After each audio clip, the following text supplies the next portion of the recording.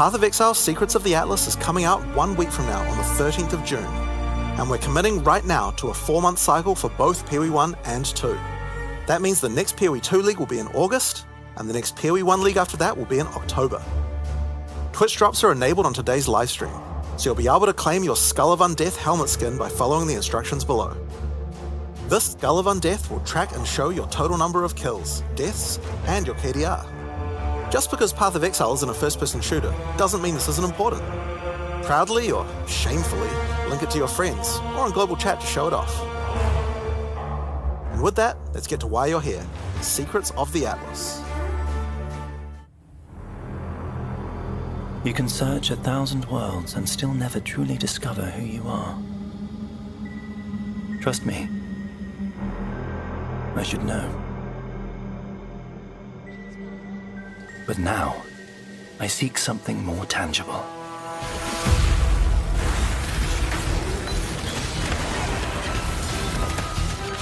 Someone I care for, trapped within the Atlas. Reliving memories, made real. What have you done? Made grotesque. Made foul.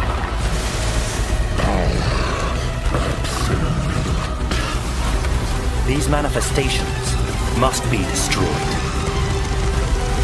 Their threads must be eradicated. I must have answers. We must find the originator.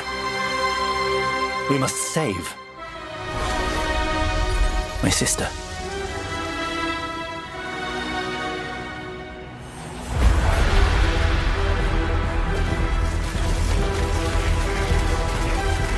Her power is an illusion made real.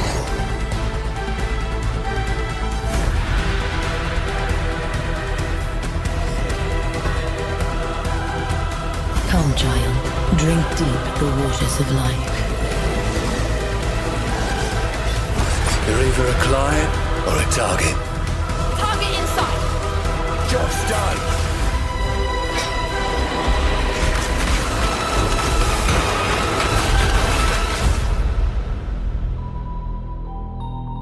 Your sanity is not promised to you here.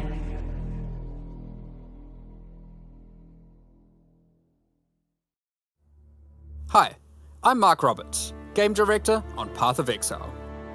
As you just saw from the trailer, there's a lot to show you. Today, we will take you on a deep dive into the new Path of Exile Secrets of the Atlas endgame update. Then, we'll explore the new Challenge League, the Mercenaries of Trathus. After that, we'll cover the integration of gold into PoE 1 and how we're bringing Settlers of Kalgur into the core game. Finally, we have a much-awaited upgrade to Betrayal League and a set of quality of life improvements. Then, we'll wrap up by discussing our Boss Kill race event, showing you our new supporter packs, and ending with a live Q&A session, where Ziggy D will ask Jonathan and I your questions from Twitch chat. In Path of Exile Secrets of the Atlas, strange rifts have begun to appear across the Atlas. Zana has returned, and appears to be trapped within. Partway through the endgame, you will meet Egan, an intelligent man of mysterious heritage. These tears in reality he has discovered are actually threads of memory, distorted and made real by the Atlas. Egan is able to create a link to these memory threads and open portals to them. Working with Egan, you must step through and find Zana, or whatever remains of her. Okay, so that's the story background, but how does this expansion actually work? In the Secrets of the Atlas, the pursuit of Zana with Egon is a new storyline that is introduced in high-tier maps. Upon meeting Egan and discovering the tier, he will then transfer it to your map device and reveal this on your Atlas, a thread of memories. In order to now access each map on the thread, you simply need to talk to Egan when you're ready, and he'll open the areas in sequence. These areas can be fully influenced by your Atlas tree, scarabs, fragments, and everything of the sort. As you work your way along the thread, you will discover that these maps have manifested dangerous threats, influenced by the memories of Zana herself. Monsters here are imbued with memory petals.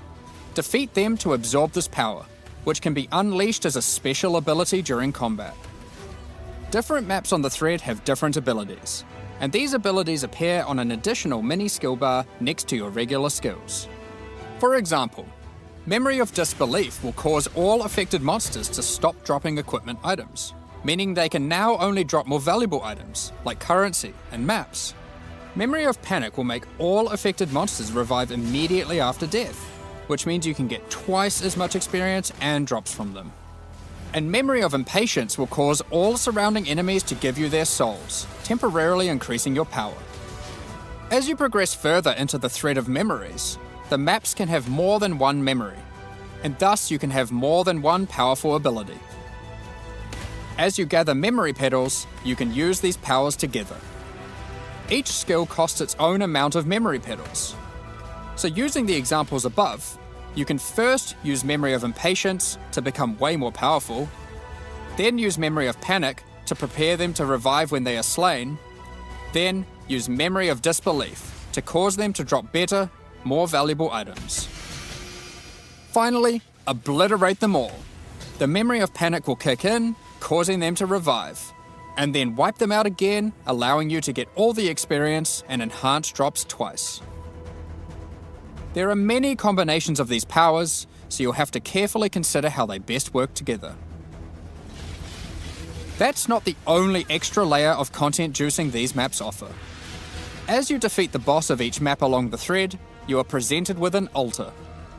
This altar will apply a modifier to all following maps in the thread, and these will stack as you go, so the deeper you delve into a memory, the more mods you will have. This, combined with the special abilities, will allow for some of the most juice maps ever run in Path of Exile. Let's take a look at some of the altar mods. You are always presented with two choices and must pick one. This mod, for example, will cause some rare monsters to be possessed by tormented spirits. Where this mod makes Kerak modifiers free to craft. Both of these apply to all subsequent maps in the thread. The final map in each thread is a true challenge, with all the altar mods applying to it and guarded by a powerful boss. Each of these bosses are familiar, but dreamlike, drawn from Zana's memories and warped by the Atlas into something very different and terrifying. In this map, you will fight the pinnacle boss, Cirrus. Fueled by Zana's affectionate memories of him, his enhanced abilities can prove to be a unique challenge. If you manage to defeat Cirrus, or one of the other warped memory bosses, they will drop a map fragment, which Egan can use to delve deeper into the memory tears. With these, you can access a set of 3 new pinnacle bosses. In this arena, the Moment of Reverence, Zana is reliving a memory of her father, Valdo, giving a passionate speech in Oriath. The Atlas distorts this memory of her father as a powerful, influential man and manifests those emotions into a twisted nightmare, the incarnation of dread.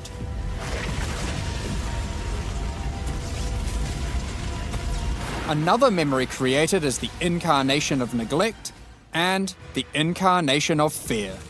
Good luck, exiles. Of course, if you are brave and strong enough to defeat them, each of these new pinnacle bosses have new unique items befitting them. If you slay the incarnation of fear, you might be lucky enough to find the Starcaller unique abyssal axe. We're gonna show this one because it's straight up badass. The Starcaller axe is a weapon that can harness the power of the stars themselves to deal immense damage. What makes it shine, however, is that on melee crit, it casts Starfall, a new skill. With the right build, you can carpet entire areas and wipe out screens of enemies as you rain down the elements upon them. Another item you may find, and this one is my favorite, is the Wine of the Prophet unique flask. It consumes a lot of charges, but every time you use it, you draw a random divination card. This card appears above you and correlates to a powerful buff. If you draw the Escape card, you'll gain increased movement speed. Or maybe you'll draw the Doctor. which will cause you to gain the modifiers of slain rares you kill. Effectively, you can think of this unique as being many other uniques all in one. There are many cards to draw, each with varying degrees of power to grant. Okay, but let's get back to the Atlas. After defeating all 3 new Pinnacle bosses, you'll be able to find new memory-influenced Tier 16 maps. These maps come with the previously mentioned special abilities and monsters infused with memory petals, but can also roll the same modifiers typically found on Tier 17 maps, making them far more rewarding. With all these new memory maps comes a new item mechanic. Items in these maps can drop with memory strands, and will have a random amount up to 100. This does a few things. When you identify the item, it will increase the tiers of modifiers your item has. Generally speaking, the more memory strands, the better the item will be. On top of this, whenever you're crafting that item using currency orbs to replace or add modifiers, such as alterations, chaos, and so forth, it will consume some memory strands to make the crafted mods more powerful. The new Pinnacle bosses also drop new crafting currencies, which can be used to manipulate the amount of memory strands on an item. The Orb of Remembrance will let you add memory strands to any normal equipment. So if you have your perfect base to craft on, and it doesn't already have memory strands, you can add some before crafting it. The Orb of Unraveling will consume all remaining memory strands on an item to randomly upgrade its mod tiers. This orb's effectiveness is based on the number of memory strands it consumes. The Orb of Intention can be used on memory influence maps to reduce item drops, but improve the chance to find items with memory strands.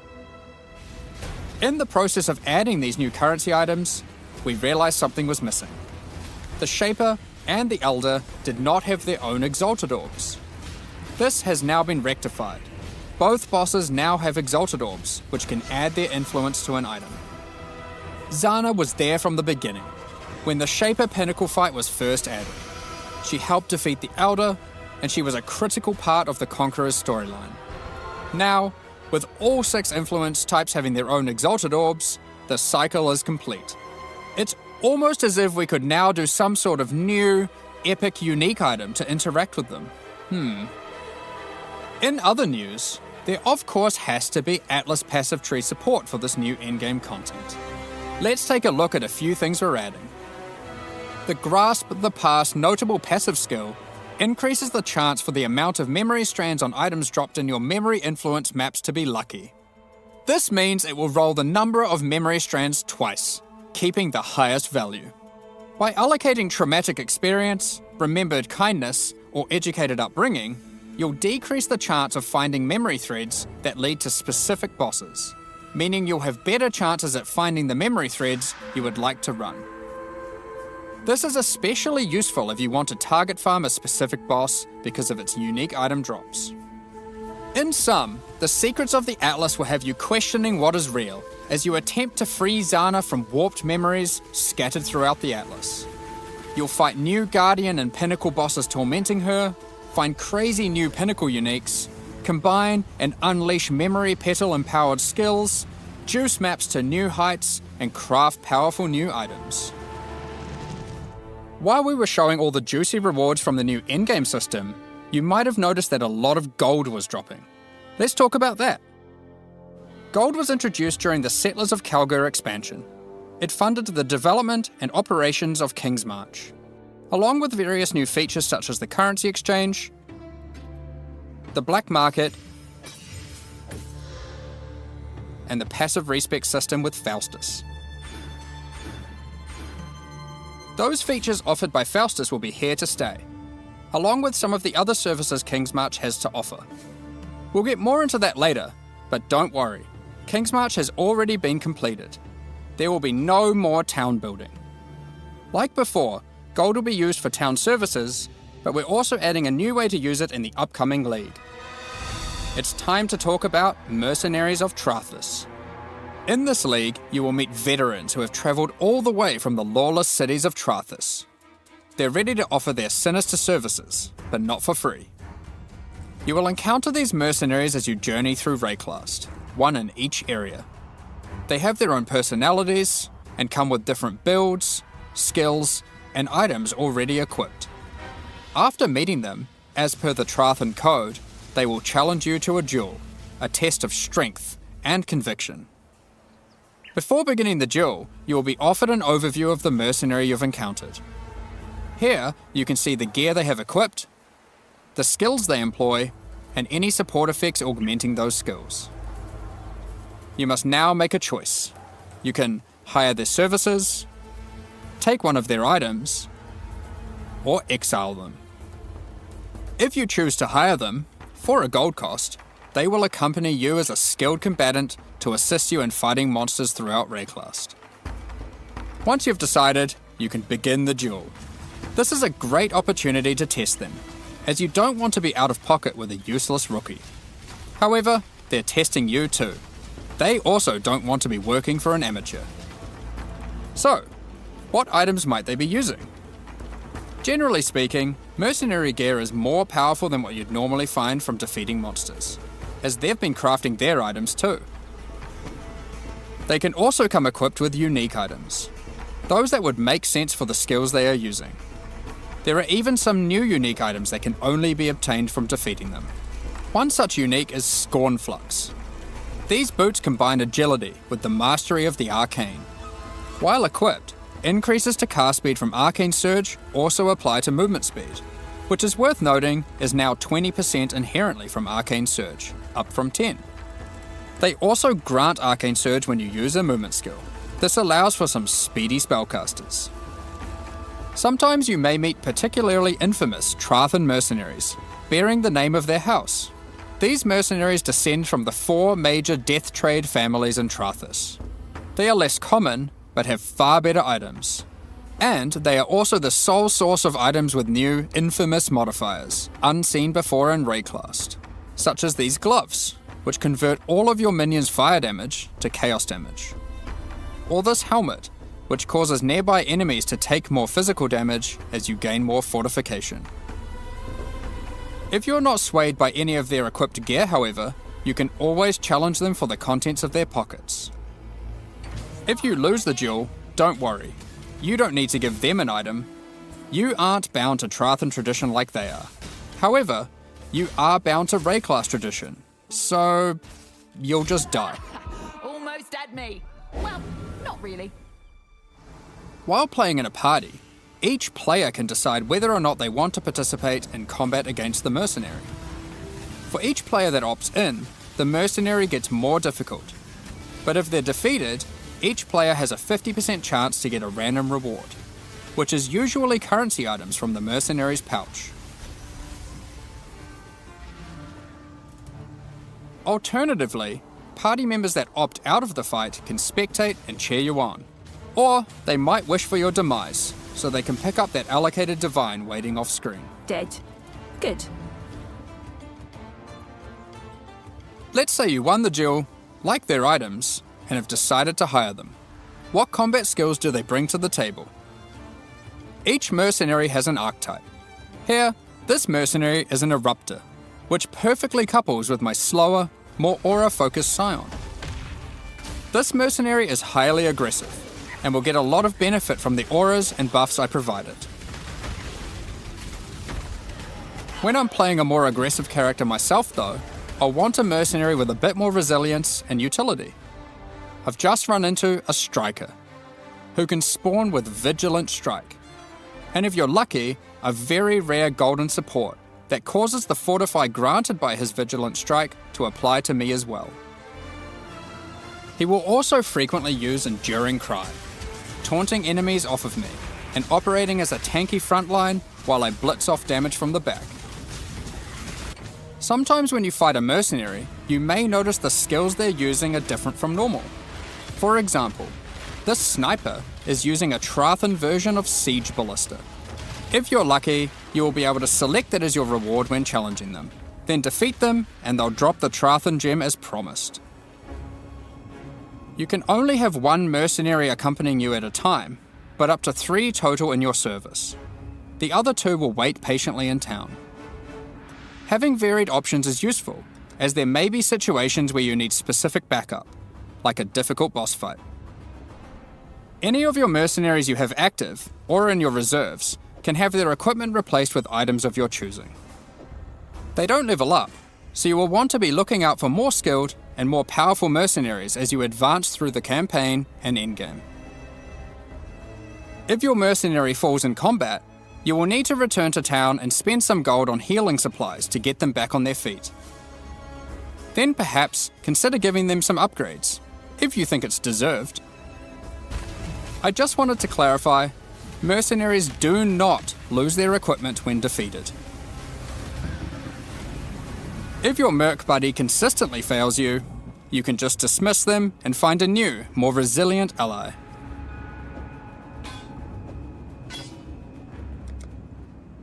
You walk your path, I'll walk mine. Earlier, I mentioned you could exile mercenaries. If you keep running into a mercenary archetype and you think, man, this guy stinks, their gear is trash and they have no auras, you can then choose to exile them. If you win the duel, they'll be forced to leave with their tail between their legs, and you won't encounter that archetype again for a while.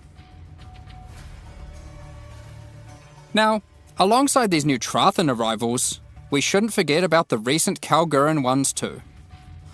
As we mentioned earlier, the Settlers update introduced gold-based respeccing of passive points. You can now do so by talking to a number of NPCs throughout Rayclast, starting with Bestil and Lionized Watch. Black market item gambling, previously just available in Kingsmarch, is now available in each town at the same NPC. This lets you buy randomly generated item bases for gold. Very useful if you're stuck for upgrades or searching for a specific unique. The currency exchange will be returning too.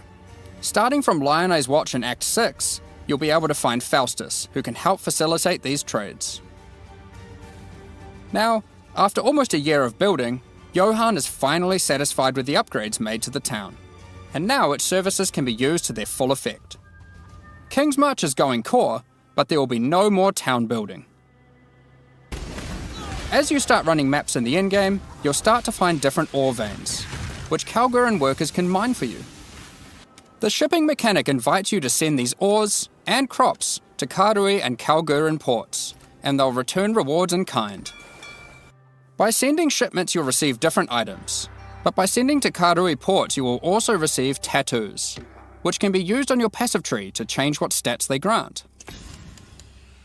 The Kalguran ports will be sending back rune grafts, which is a new passive tree mechanic that replaces the runesmithing service previously offered by the town. These are similar to tattoos, but instead of replacing stat nodes, they replace a passive tree mastery node. For example, Runegraft of the Bound reduces bonuses gained from boots, but increases bonuses gained from gloves. Runegraft of the River has a chance to recover your life to full if you reach low life. And the Runegraft of Time, which has a chance for your cooldown skills to instantly recover from their cooldown, which I will note includes cooldowns on your triggers, just in case you wanted to trigger even more spells. There are many other Runegrafts which cover a wide range of different builds and stats.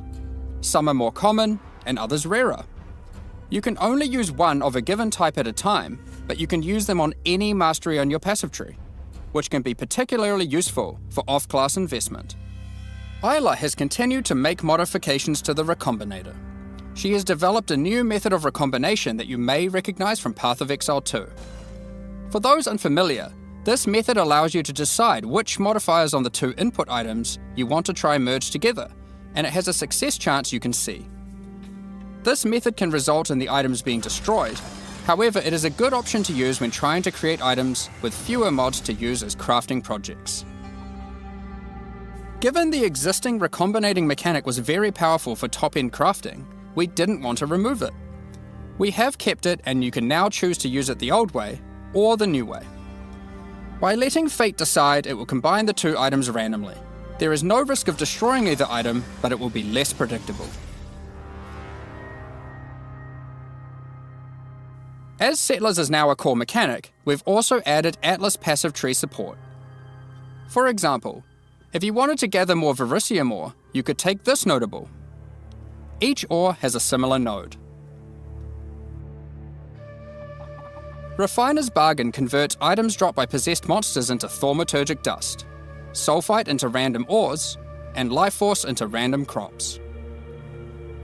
We've also added a set of Kalguran scarabs, so you can add more ore deposits, increase the rarity of monsters that guard ore deposits to at least magic, or gather smelted bars from ore you mark instead of ores. To sum it all up, Kingsmarch is now a thriving town where you can employ a swath of workers to collect resources, refine ores, craft items, and run maps for you. Send shipments of resources in exchange for tattoos and rune grafts, using those to modify your passive tree to an extent never seen before. Following on from that, we've also made a substantial rework to another important mechanic: betrayal. As a refresher, and to explain to new players, let's briefly explain what betrayal is. Betrayal is a mechanic introduced in Act 9 and tells the story of Jun Ortoy and her investigation of the Immortal Syndicate. This is a mysterious group of exiles who can seemingly come back from death. You must help Jun to uncover their leader, the Syndicate Mastermind. The Immortal Syndicate is organized into 4 divisions: transportation, fortification, research, and intervention. As you encounter the Immortal Syndicate members, you'll gain intelligence for each of these divisions to discover the location of their leaders, tracking them to their safe houses. Defeating the division leaders at their safe houses will reward you with intelligence on the Syndicate Mastermind. In your journey to track down the Syndicate leader, you'll manipulate the members of the Immortal Syndicate to change divisions, form friendships and rivalries, and even banish them from the Syndicate for a time. Historically, after encountering and defeating the Syndicate Mastermind, the state of the Immortal Syndicate would reset, requiring you to start from the beginning of the investigation again. This has always been a difficult decision for players and can often feel bad. Do you fight the Mastermind for a chance at the special loot, or keep farming the safe houses that you've spent so long setting up? Well, in the Secrets of the Atlas expansion, we've split out the Mastermind to be completely separate from the core mechanic. The boss is now accessible through a new fragment that has a chance to drop from the safe house leaders at high levels. The Mastermind no longer resets the state of the Immortal Syndicate. You can now build your betrayal board to your liking, optimize it, do Mastermind fights, and reap the rewards without having to lose all your progress every time. The boss fight itself has also been improved, now with significantly fewer immunity phases and new rewards. By the way, if you're a new player to Path of Exile 1, don't worry about all this detail. This content is optional and you can discover and engage with it at your own pace.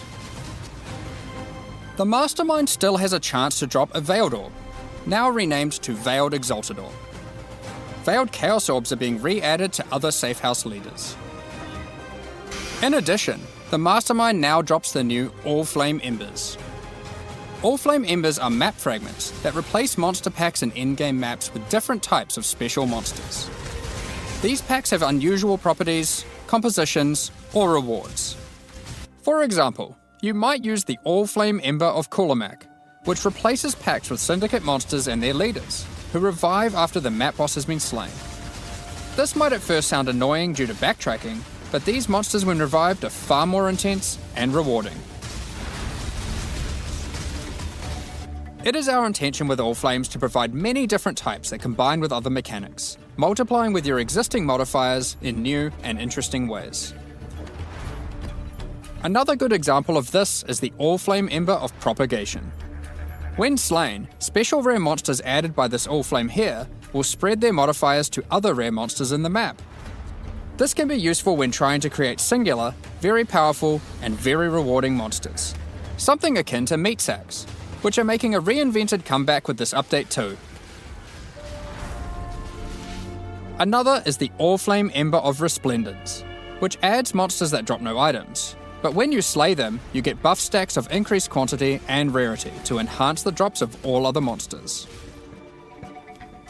All Flame Embers can be placed in your map device like scarabs, and used in conjunction with scarabs to further customize your maps. We're looking forward to seeing which combinations players find to enhance their maps. Perhaps you'll use all scarabs, all flames, or maybe mix and match. It's up to you. The Mastermind's unique items have also been improved. The veiled modifiers generated on these items are now from a custom pool exclusive to those uniques.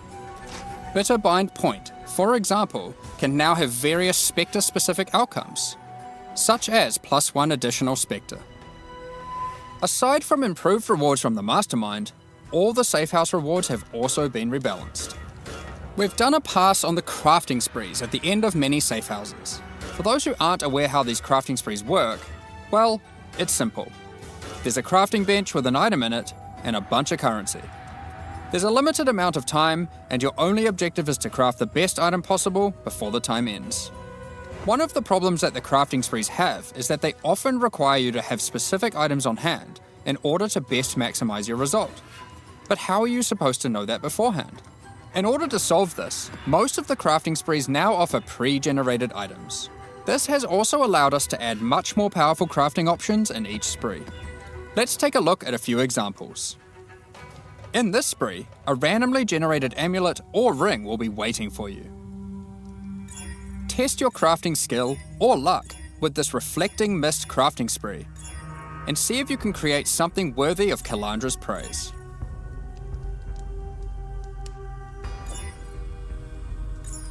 And in this spree, you will find a pre-generated unique item, and a new kind of orb that resembles a Val orb, but not quite the same.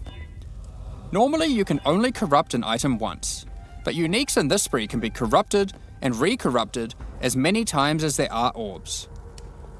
This orb also allows you to get 2 corrupted implicits, and has a much lower chance to brick the item. It can be a very useful tool for seeking specific corrupted implicit outcomes. Of course, if you push your luck, you can still ruin the item. There are also crafting sprees where you still need to provide an item, but those items are generally more accessible and it occurs less frequently. This one allows you to bring your own normal rarity item, then just go ballistic with a whole ton of scouring orbs and orbs of chance, hoping to get your ideal unique. For most sprees, the rank of the syndicate member increases the amount of currency provided, the quality of the pre-generated items, and the time allowed to craft your item. Aside from the crafting sprees, there are other new options too. If you love gambling for currency, how about you try opening Varici's Emperor's Luck chests? These work just like the Emperor's Luck divination card and provide full stacks of currency. If you're lucky enough, unlike me, you could end up with a whole lot of divines. Betrayal is a good source of veiled items. Veiled items have some important quality of life improvements in this expansion too. All of the crafting bench options normally granted by unveiling items are instead now moved to the core game, so you don't need to run Betrayal to unlock them. They are instead found at the entrances to boss rooms and in-game maps. On top of that, you no longer need to speak to Jun to unveil items. You can just right-click them, or the equivalent on gamepad, and select which veiled modifier you want to unveil. Overall, Betrayal is now much more streamlined and more rewarding. Happy interrogations. Shut up!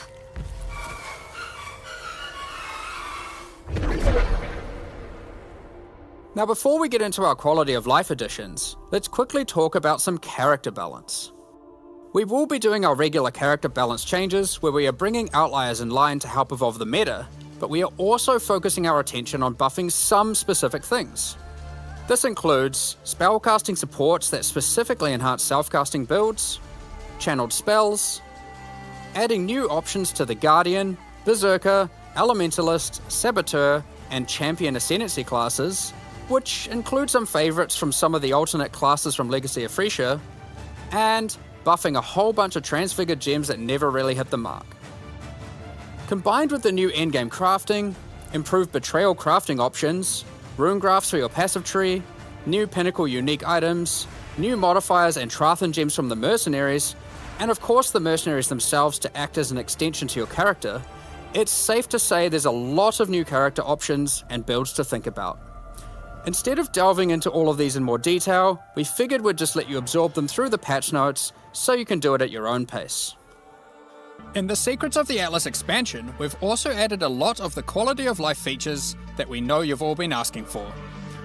A lot of these have already been posted, but let's take a look now in case you missed any. You can now pause the game at any time by pressing escape to open the menu, or by opening any full-screen interface, like the passive tree. You'll also be paused if any lag is detected or if you disconnect. It's worth noting that in certain Pinnacle arenas, a debuff will be applied to you that prevents you from pausing. We're also making a change to how you use currency items on strongboxes and monsters imprisoned in essences. Based on the currency in your inventory and the state of the strongbox, these buttons will appear. Valuable currency like divine orbs have been excluded from this as it would often be wasteful to use in this context. The same applies to essences with the remnant of corruption currency. Orbs of Horizon have been updated. They can now re-roll your Elder and Conqueror Guardian maps. Doing so will re-roll the base map and the Guardian of that map. The map device now has a small additional inventory. This is particularly useful if you're rolling many maps to run in sequence, or if you want to use varying amounts of scarabs or other map fragments. During breach encounters, all the splinters will be automatically collected and dropped at the end of the breach. On gamepads, we have separated the targeting of monsters and non-monsters, so you are able to target them independently. This removes a bunch of frustration when you are trying to interact with objects in the world and monsters are nearby. You no longer have to kill all of them first. Vendor windows will now remember your last search. This is remembered until you log out and is remembered on a per NPC basis. The amount of characters you can type in the search field has also been increased. When using currency items, after right-clicking them, it will highlight all other items which that currency can be used on. There are many other quality of life improvements, so keep an eye on the patch notes after this livestream concludes. Alongside the launch of Secrets of the Atlas, we are hosting a competitive event where players will race to be the first to kill the new Pinnacle bosses. The event will take place in the hardcore, solo self-found Mercenaries of Trathis League. We have some interesting prizes in store for the winners. Keep an eye on the news in the lead up to launch for more details about how the event will work and what its prizes are.